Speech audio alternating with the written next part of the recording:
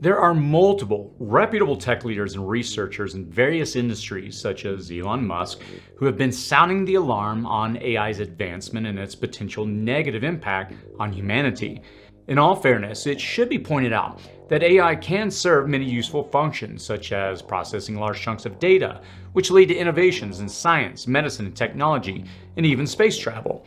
However, and this is why many of these leaders are sounding the alarm, along the way to those significant advancements, we will experience violations of our privacy, be manipulated, deceived, and even perhaps suffer physical harm due to AI's impact on our daily lives. Now, the laws that are built to safeguard the population are simply not in place at the moment, as the technology has advanced faster than most of us can possibly comprehend. AI, unbeknownst to many, is already impacting your life in ways that will shape your immediate future. In this video, I'm going to outline 6 practical actions that you can take now to protect yourself from AI's impact on society and prepare against these negative impacts it will have. So much of this comes down to practical steps that you need to take now. But first, we need to take a look at how AI currently works to understand how you can protect yourself against it. Existing AI problems. Even if you don't engage with AI in any way, that doesn't mean that your information will not end up in their systems. As companies build and engage with AI, more and more data is being put into them. Phone records here, browsing histories there, transactions, addresses, routes traveled, names, and more are all potentially, sometimes accidentally, and sometimes on purpose, being fed into these machines.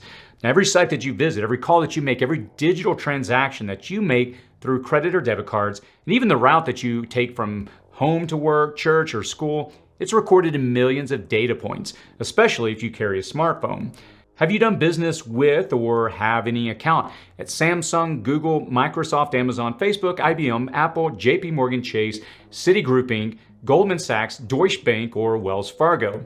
If you do, it's possible that your data has already been sucked up into an AI platform as part of its training or developmental process. Here's an example.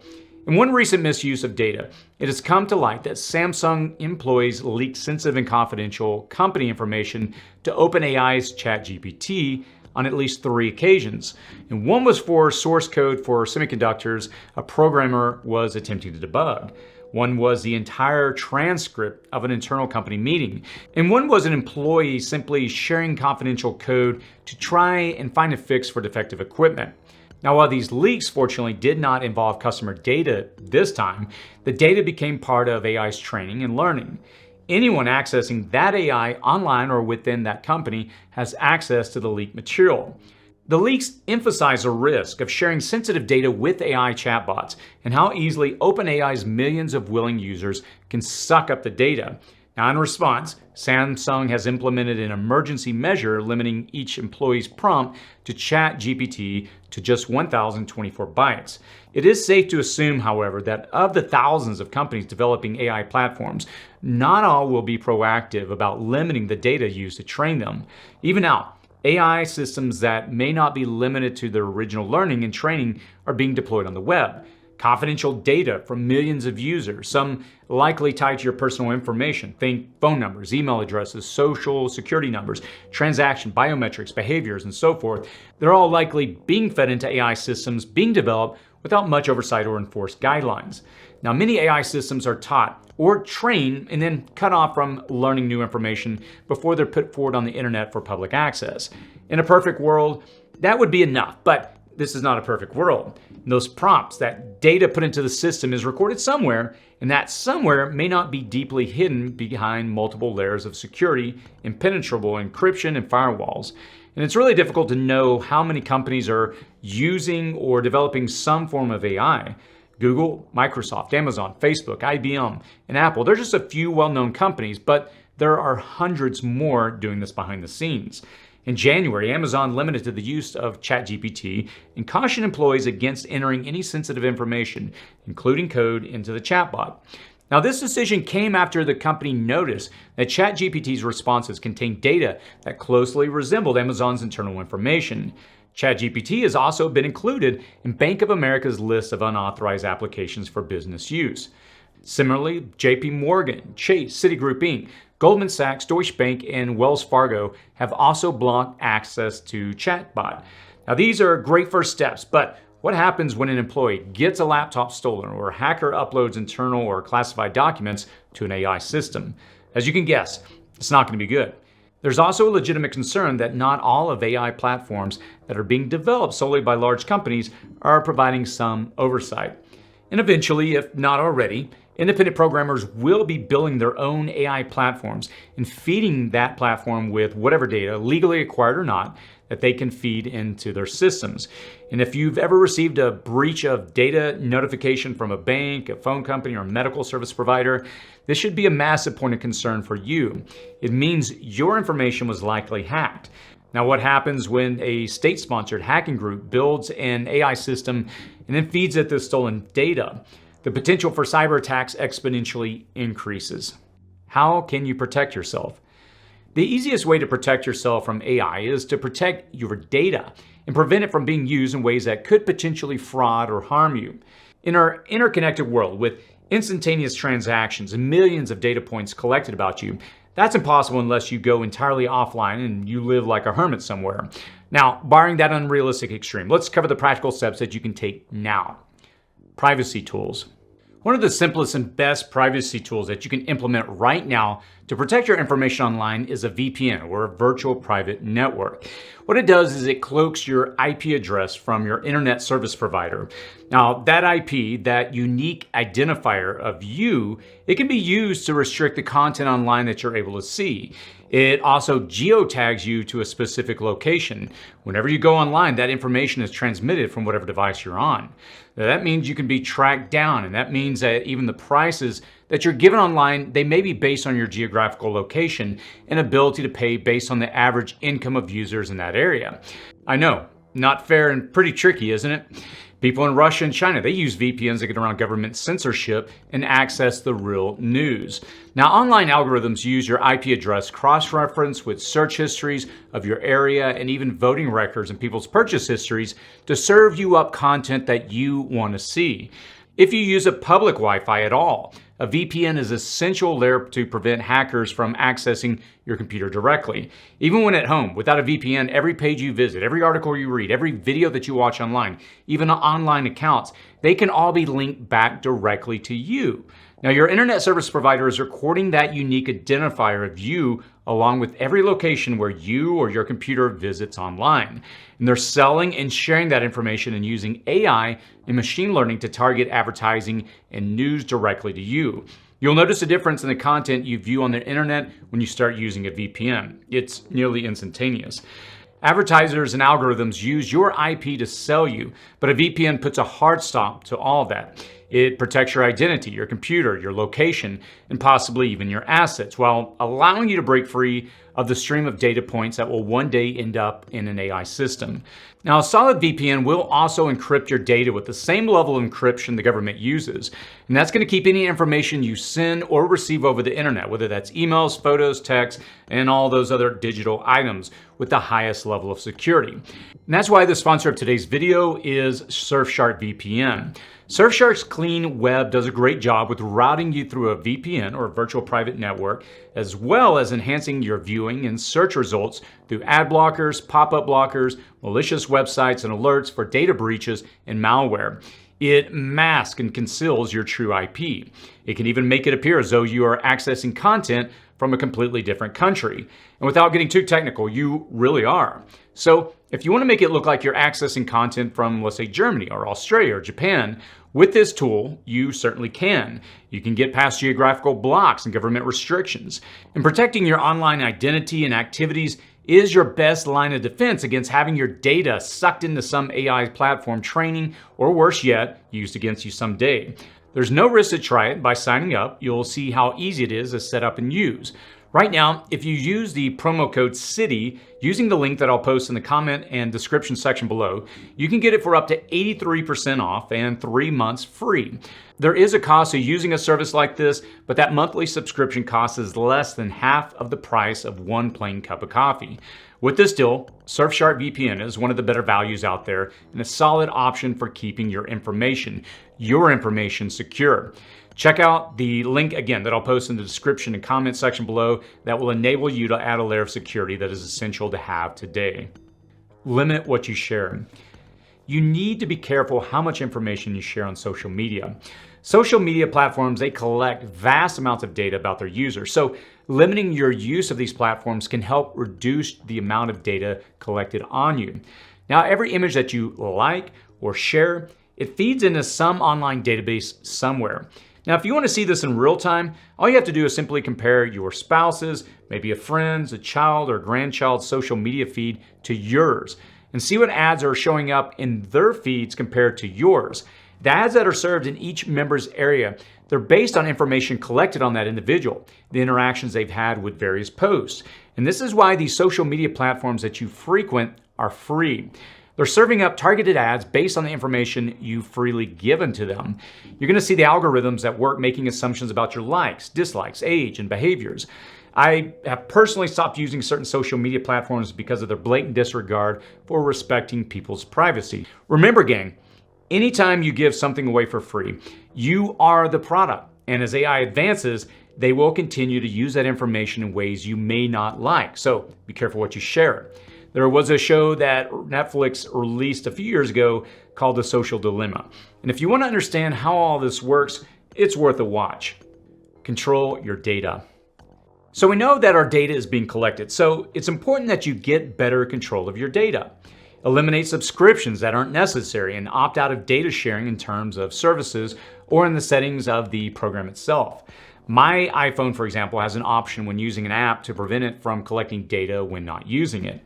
How effective is that? I'm not sure, to be honest, but some devices are at least making an attempt, if nothing else. The less data that you authorize to be shared about you, the less likely your data will be uploaded as part of an AI's training. Make sure that you have two-layer authentication or an authenticator's app's protection on any critical accounts that you log into on the web, from medical records to banks to investment accounts. Banks and healthcare providers, they're going to offer different levels of verifications, or I would encourage you to use an authenticator app. It's going to depend on your provider, but it's usually a feature on their websites. If it is, you should definitely take full advantage of it. This will add a layer of security, reducing the chances that hackers may obtain the information, which will likely be harvested in the future and tied to data already being stored on you. Also, consider a service to lock access to your vital data. Now, you may think your files are secure on your computer or hard drive, but they're just as vulnerable if your computer accesses the internet. Consider an external hard drive to house these documents, and you might want to disconnect it from the computer when not in use. Even printing supercritical documents like tax returns, deleting digital copies, and storing the printouts in a vault or secure cabinet in your house is more secure than storing these documents on your hard drive or cloud server. And the same is true for your passwords and login information. Keeping these written out and locked away is more secure than keeping them in a file or simply letting your computer remember them in a file somewhere on your hard drive. It adds a step or two for you, but it keeps this vital data and information from being sucked into a hacker's stolen data files, making it less likely to be part of an AI's training. As I always warn my friends, anytime you put information online or you put it on a device such as your cell phone, it can eventually be hacked or access gained to it. Prep yourself. It may not seem like taking care of yourself and working on your own self-sufficiency can protect you from AI, but it absolutely can. As AI platforms begin to replace routine human tasks, they will wield incredible power over our everyday lives. Over a third of experts believe that it is highly probable that AI will lead to a nuclear-level catastrophe. And that's not just a launch missile.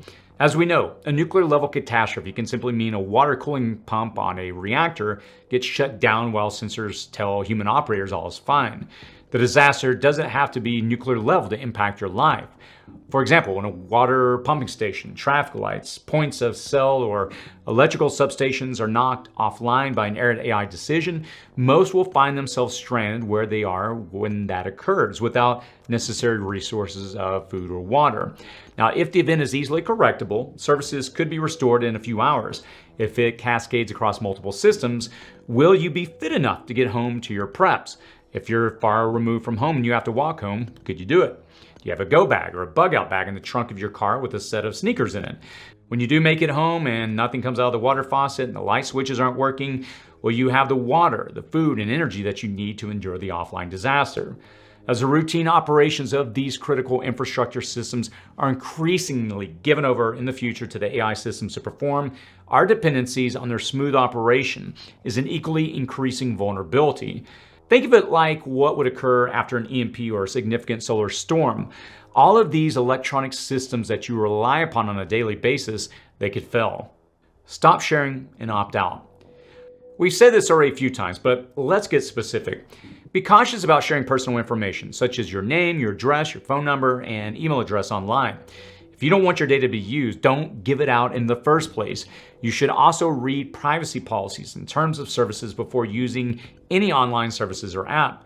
Look for information about collecting, using, and sharing your data and opt out where possible. Then you really have to weigh the cost of that in the future versus whatever gain that online service or app currently would provide you in the present. Just the other day, for example, I Googled my own name, and I was not pleased with all the information that I could easily find. I was able to request that data to be removed, some of it, and fortunately those companies complied. But it was concerning, to say the least, what I initially found. And I would suggest you search your name on Google or Bing, as you may not know how much of your personal information has already been leaked and somebody's harvested online.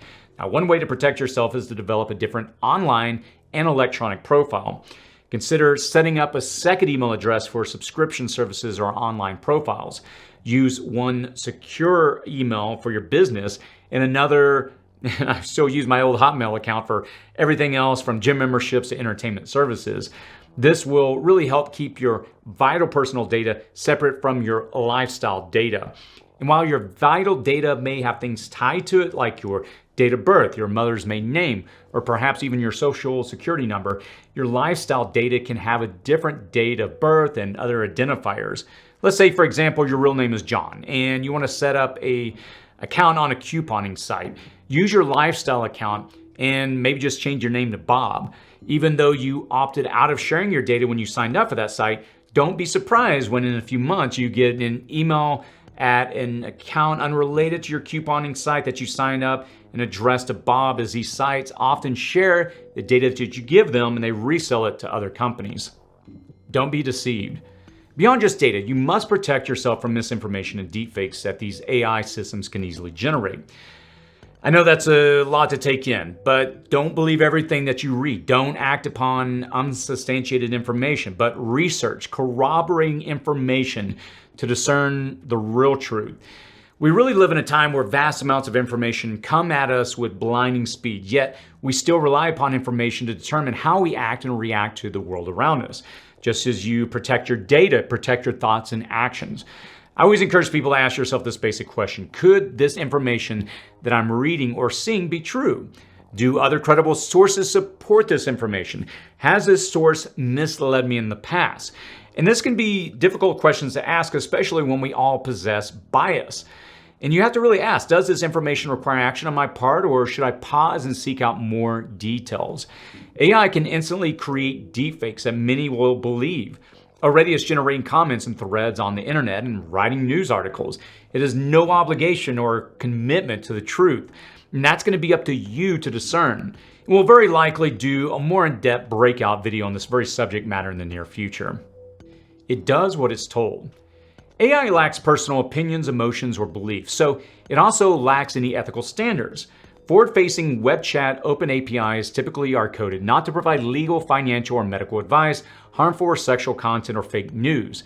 They typically cannot offer opinions or advice on sensitive topics such as politics, religion, or personal relationships. Now, this is only true for some AI systems, however. The output from a chat AI is based on the programming that it was created with and the wording of the prompts that it is fed.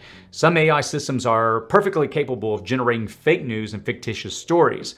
AI platforms have no moral or ethical basis to provide accurate information to end users. And you may not know about how AI is in your life or using your data.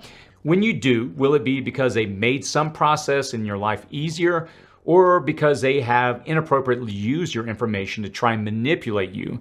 Without a doubt, caution is needed in developing and using AI to ensure that these machines are used in a way that respects our privacy, ethical standards, and human safety.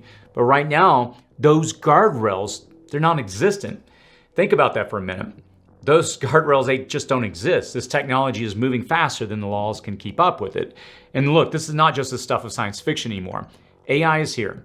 As remarkable as it may be for some, its potential for harm is equally as great. AI experts believe human-level equivalent AI could exist within the next 100 years. The concept of artificial intelligence surpassing human intelligence may seem like something straight out of science fiction, but it could become a reality, and probably sooner than later. If achieved, an AI system could select actions that enable it to reach its objectives and execute those actions. It could handle various tasks such as translating, practicing medicine, setting schedules, autonomously driving our vehicles, regulating infrastructure systems, creating illustrations, teaching, researching, providing therapy, providing national missile defense, or investing. Now, according to a survey, more than half of the experts believe that human-level AI will be developed by 2061. However, in my opinion, it will very likely occur much sooner at the current rate of development. And look, I'll be honest with you. Artificial intelligence, it's an exciting field that has a lot of tremendous potential to help forward humanity. I don't want to discount that by just focusing on the negative, but when utilized to solve the world's problems, innovate medicines, guide our space exploration, or help us understand the connections between things that we simply can't see because we're humans, AI has fantastic potential benefits for us. And before we get there, we will likely see several instances where AI unintentionally or intentionally harms us because it really lacks any moral or ethical compass or is tasked explicitly by its creators to do us harm. And you should prepare against these misuses of AI before your opportunity to do so passes. Again, I'll post a link to another video I would highly recommend, which covers practical steps that you can take right now to mitigate the impact of cyber warfare, which really expands and provides additional information on subjects that we just covered in this video. Have you learned anything recently that we didn't cover that would help the community on this subject? And if so, feel free to share it in the comment section below. As always, stay safe out there.